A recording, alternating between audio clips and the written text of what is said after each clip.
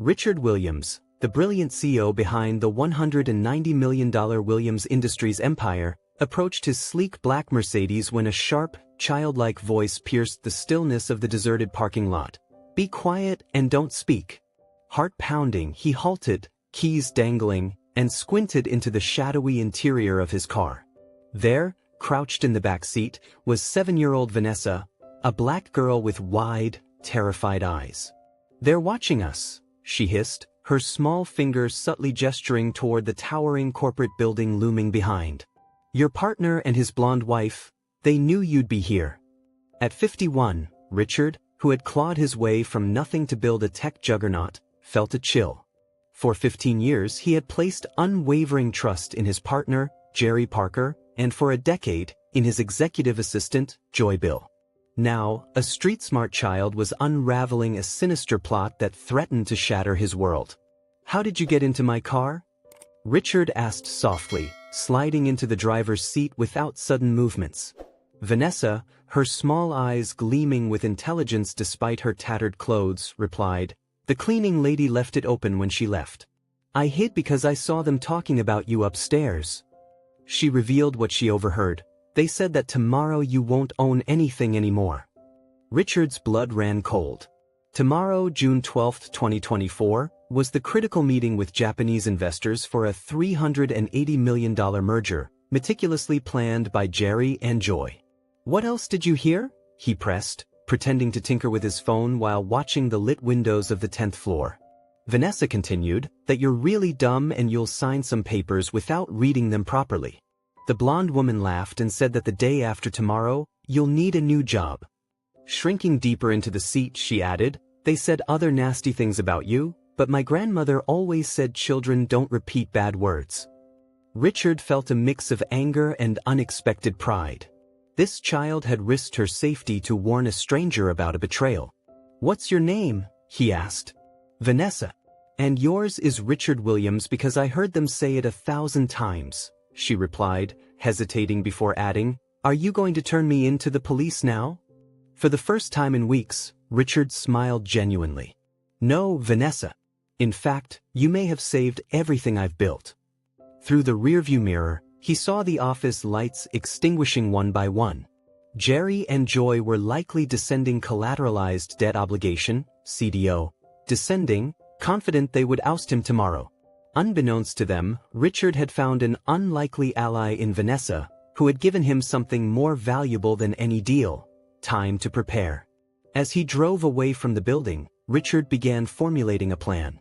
Vanessa's words echoed.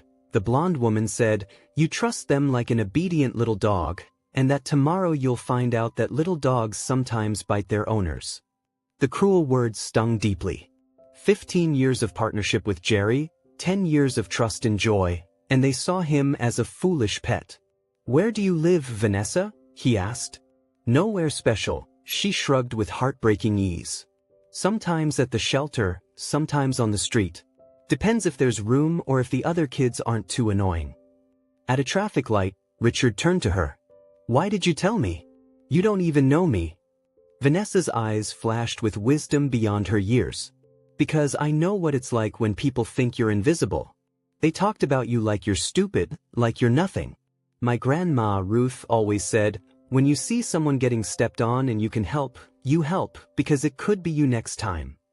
20 minutes later, they sat in a quiet diner, Vanessa devouring a burger while Richard sipped cold coffee. His phone buzzed with a message from Jerry. "Ready for tomorrow, buddy? The Japanese will love our pitch. You'll retire wealthy."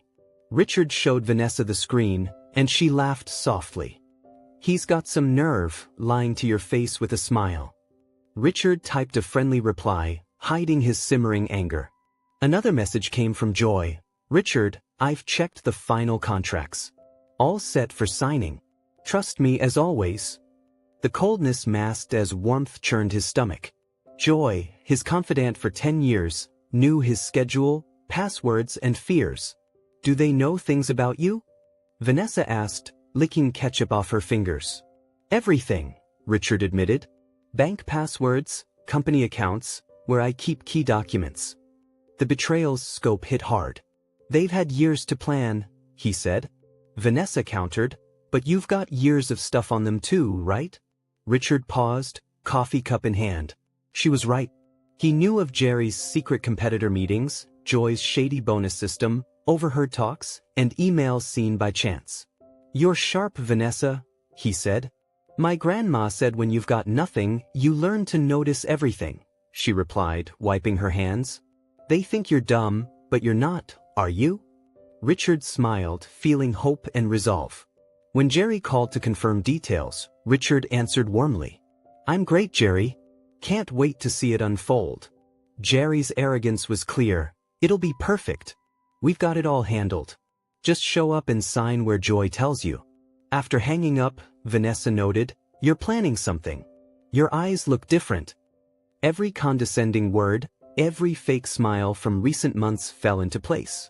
Jerry and Joy hadn't just betrayed him, they'd underestimated his fight. Richard knew the best strategies are silent. As they celebrated their premature win, he'd turn their arrogance against them. The next morning, June 13, 2024, Richard woke with newfound clarity. Vanessa slept on his living room couch, wrapped in a blanket. His phone buzzed with a 6:08 a.m. message from Joy. "Good morning, boss. Been at the office since 5 o'clock, setting up. The Japanese arrive at 2 p.m. Just trust me and sign where I mark as always." Richard smiled bitterly. "You're planning something," Vanessa said, stretching. "Your eyes are like when Grandma Ruth knew someone was lying." He replied, "I need your help, Vanessa. Can you go back and eavesdrop on them today?" She sat up, serious. "That's risky." "I know," he said. "That's why I'm hiring protection." Richard called Victor Edward, a private investigator dismissed by Jerry and Joy for budget cuts.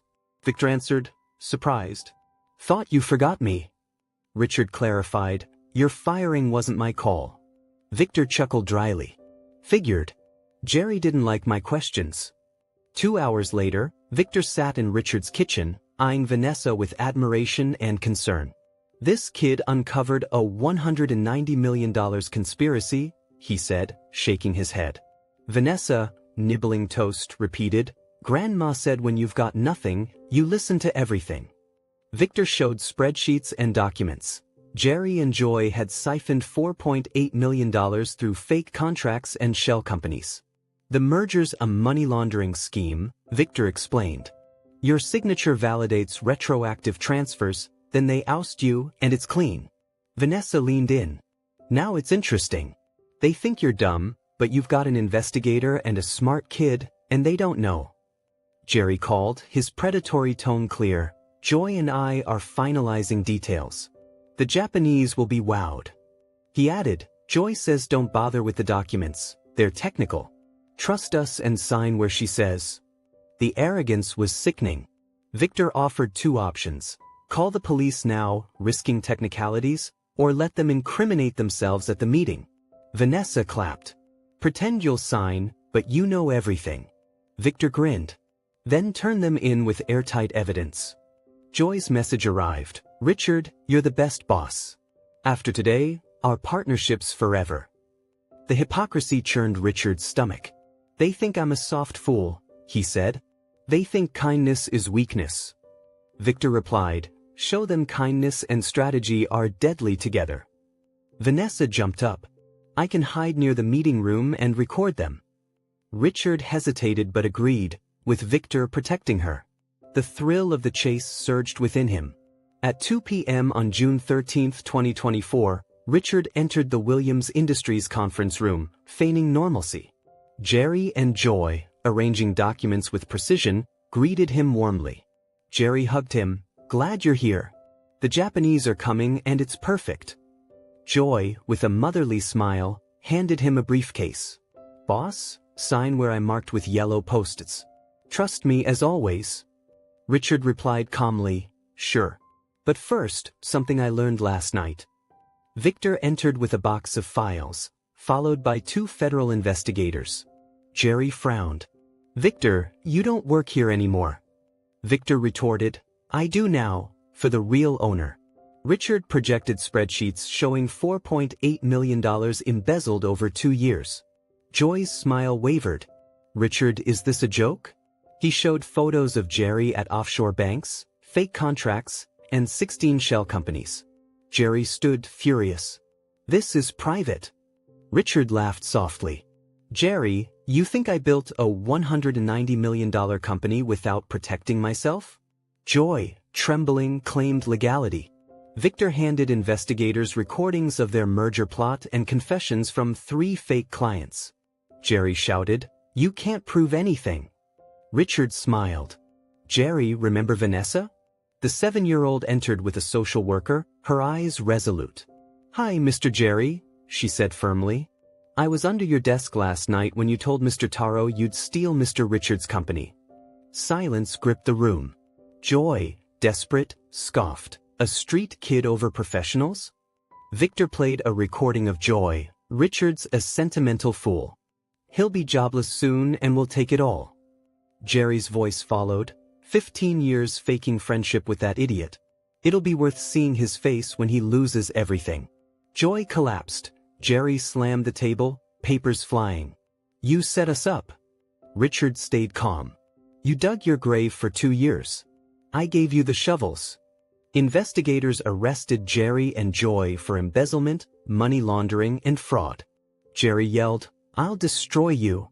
Richard adjusted his tie. "You tried, Jerry. I'm better at it." Joy cried silently as she was let out, but Richard felt no pity, recalling her deceitful smiles. Vanessa tugged his hand. "Are they going to jail?" "Yes, for a long time," he replied. Victor said, "The Japanese canceled, but 4 companies want legit deals."